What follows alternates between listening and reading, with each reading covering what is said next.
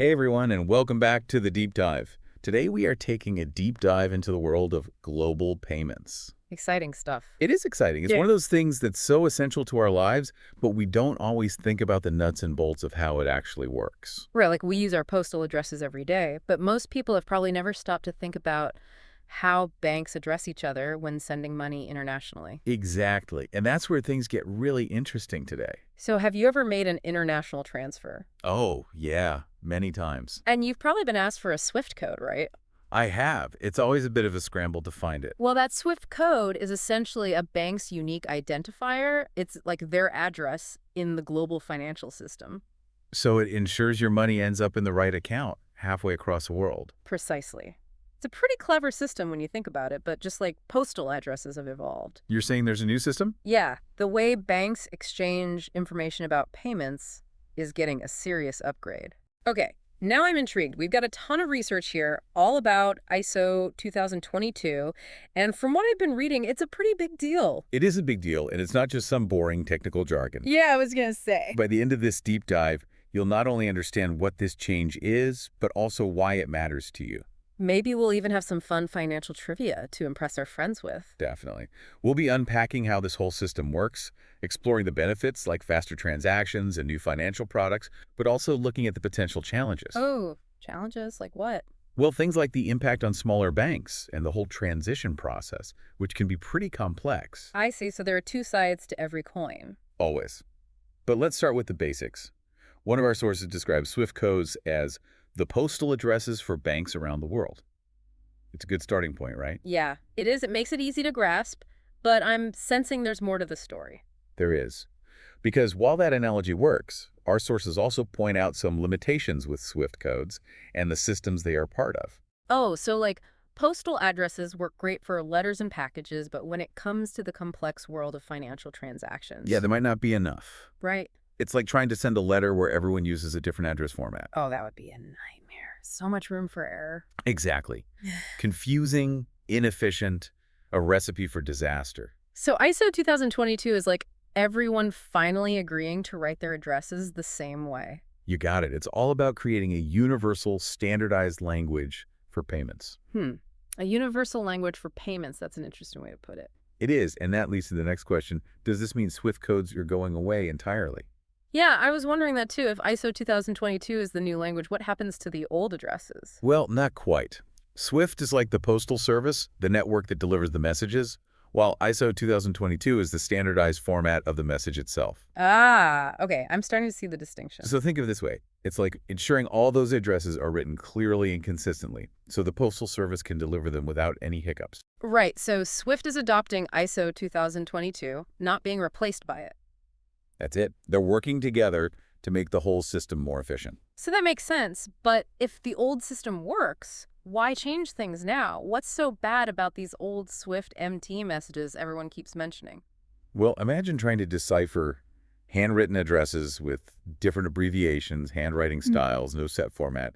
It'd be a mess, right? Oh, absolutely. My handwriting is bad enough as it is. I can't imagine trying to read someone else's messy scribbles. And that's kind of what it's like with those old SWIFT MT messages. Different banks were essentially using different dialects, leading to all sorts of problems. Like delays, errors, increased cost, you name it. It's slow, error-prone, and just plain inefficient. Ouch. And in the world of finance, time is money. Exactly. So there's a huge push to move away from this outdated system. Okay, I'm convinced. Let's talk about the good stuff then. What are the benefits of this new system? Well, our sources are buzzing about a whole bunch of advantages. Yeah, I was reading about faster processing, better transparency, lower fees. All true. It sounds pretty good so far, right? It does. It's like a win-win for everyone involved. And it goes beyond those immediate benefits.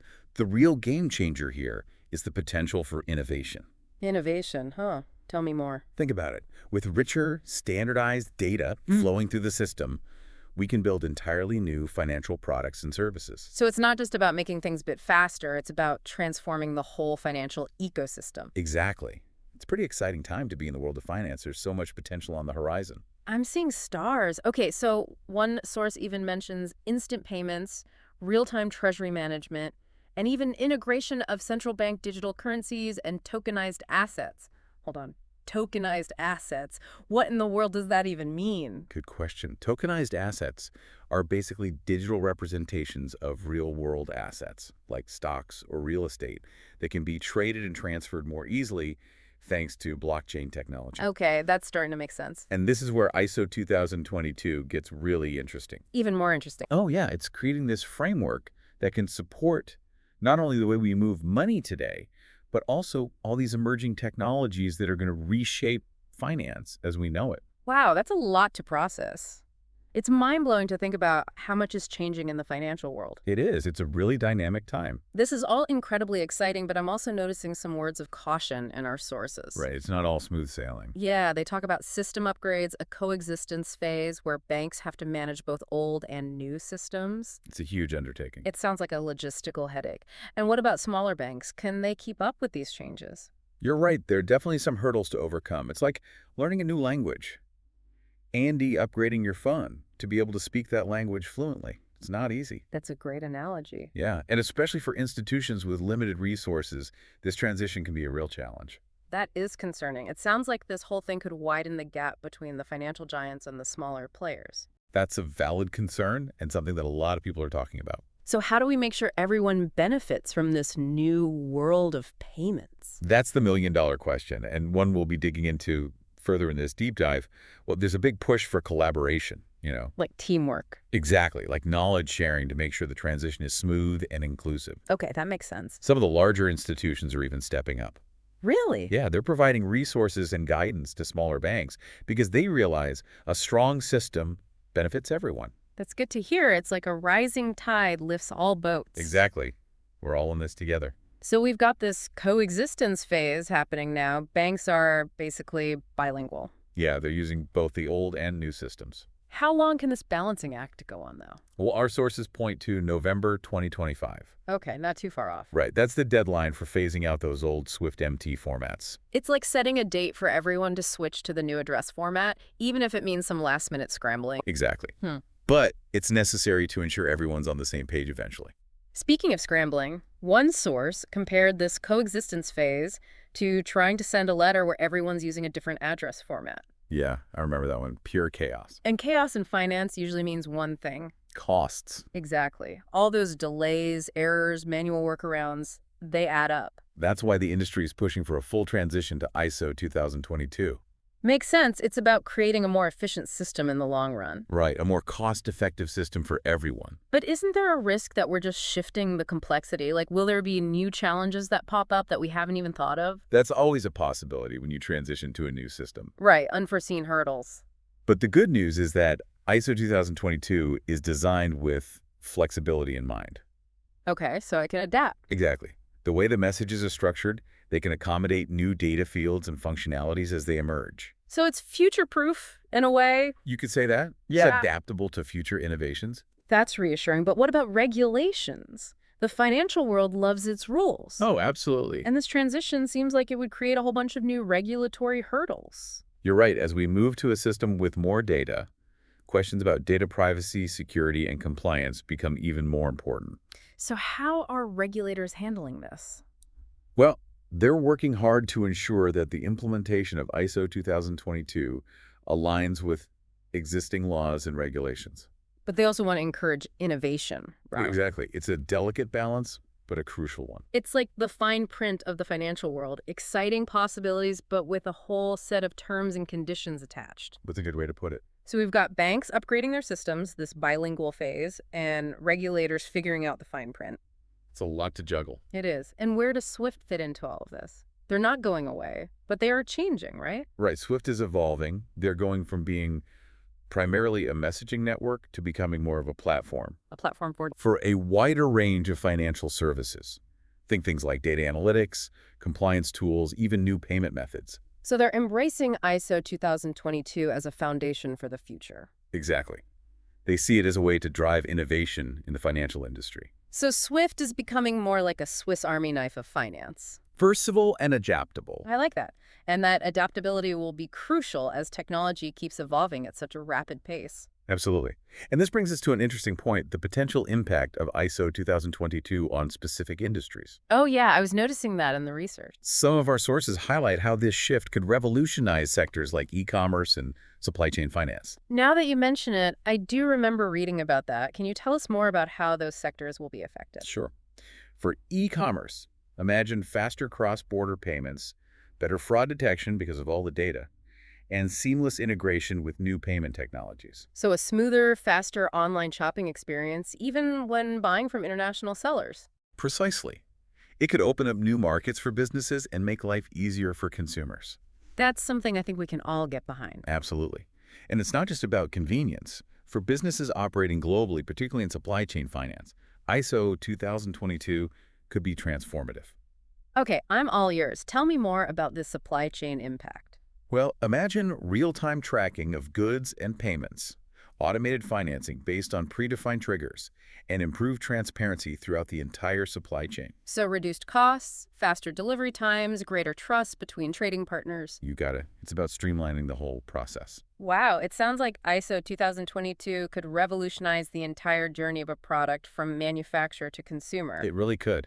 It's a pretty powerful tool when you think about it. And we can't forget the geopolitical implications of this shift. Right, a more interconnected and efficient financial system could shift power dynamics between countries and regions. It could also create opportunities for emerging economies to participate more fully in the global marketplace. Exactly. It's about leveling the playing field in a way. It sounds like ISO 2022 has the potential to reshape not just finance, but global trade and even international relations. It's a really big deal with far-reaching consequences. This is getting bigger than I ever imagined. It's exciting stuff. It is, but let's not get ahead of ourselves. Right. We need to stay grounded. Before we start predicting the future, we need to address one crucial aspect, the human element. You're right. Amidst all this talk about technology and systems, we can't forget about the people involved. Especially those working in the financial sector. How will their jobs evolve as automation and digitization become more prevalent? That's a really important question and one that a lot of people are grappling with. Will there be mass job losses? Well, some roles will undoubtedly change and require new skills, but it's not necessarily about job losses. It's more of a shift A shift towards higher value tasks, things that require human judgment, creativity, and strategic thinking. So instead of manually processing transactions, financial professionals might be focusing more on data analysis, risk management, and developing innovative financial solutions. Exactly. It's about embracing the opportunities that come with technological advancement and equipping people with the skills they need to thrive in this new landscape. This conversation has been incredibly insightful. We've covered so much ground. We have, from the complexities of the transition to the potential benefits and challenges. And even the wider implications for industries and the global economy. It's all connected. It is. But now I'm eager to dive into the so what. The big question, right? Exactly. What does this all mean for the average person, for businesses, for the future of finance? Welcome back to the show, everyone. We're diving into the final part of our exploration. Our deep dive into ISO 2022. We've covered so much ground already, haven't we? We have, from the technical details to the challenges. And the massive global effort behind this transition. But now it's time to get down to brass tacks. The nitty-gritty. What does this new era of financial messaging actually mean for you and me? For businesses. For the future of finance? The big questions. Right, the big questions. So let's connect this back to the bigger picture. Okay. Imagine a world where sending money internationally is as easy and seamless as, say, sending an email. Oh, wow. Where transactions happen instantly with hardly any fees and complete transparency. That sounds almost too good to be true. I mean, we've all been there, right? We have. The frustrations of international transfers, the delays, the hidden fees, the lack of information. It can be a real pain. It can. So are we really on the verge of a financial revolution? Well, it might sound futuristic, but ISO 2022 is setting the stage for exactly that. Really? Yeah, with richer data and standardized formats, payments can be processed automatically. Ah, so less manual work, fewer errors. Exactly.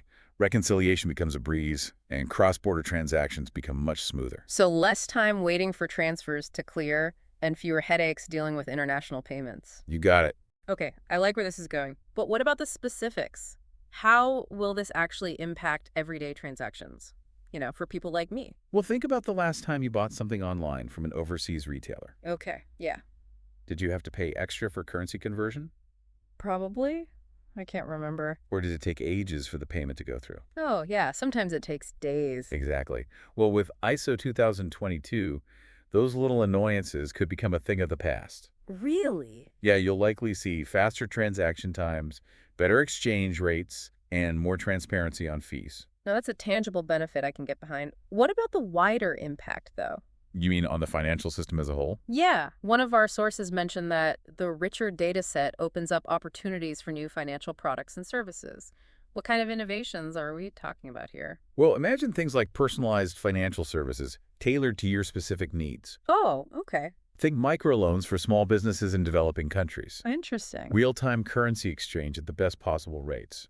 Ooh, that would be handy. Even automated payments for things like subscriptions or bills across borders. Wow, that's a pretty big leap from just standardizing payment messages. It sounds like ISO 2022 could revolutionize the way we manage our money, both here and abroad. It really could. And that's what makes ISO 2022 so fascinating.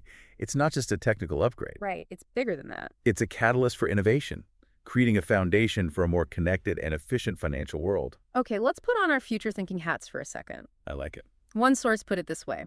From instant payments and real-time treasury management to the integration of central bank digital currencies and tokenized assets, ISO 2022 isn't just about replacing an old format, it's about building a foundation for the future of financial services. That's a pretty bold statement. It is, but is it all hype, or are we actually seeing these innovations in action? It's true that some of these things are still in the early stages. Right, it's all pretty new. But we are seeing real-world examples that show us what's possible. Oh, like what? Well, for example, some countries are already using this new standard to implement real-time payment systems. So instant money transfers within a country? Exactly. And the integration of tokenized assets is gaining traction too. Some financial institutions are exploring how to use blockchain technology for faster and more secure cross-border payments. So things like cryptocurrency and blockchain, even those central bank digital currencies everyone's talking about, could all be integrated into this new system.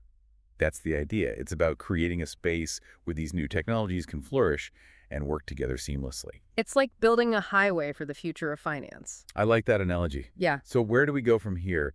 What can our listeners expect as this transition continues to unfold? What's next? Well, as we've discussed, the full transition is slated for November 2025. So not too far off? Right. So in the short term, you might start to see some changes to your online banking interface. Okay. Maybe more detailed transaction information, and hopefully those faster processing times we were talking about. And what about the long term? In the long term, well, the possibilities are really quite exciting. I'm all ears. We could see a financial system that is faster, more secure, more transparent, and more inclusive. That's a lot of mores.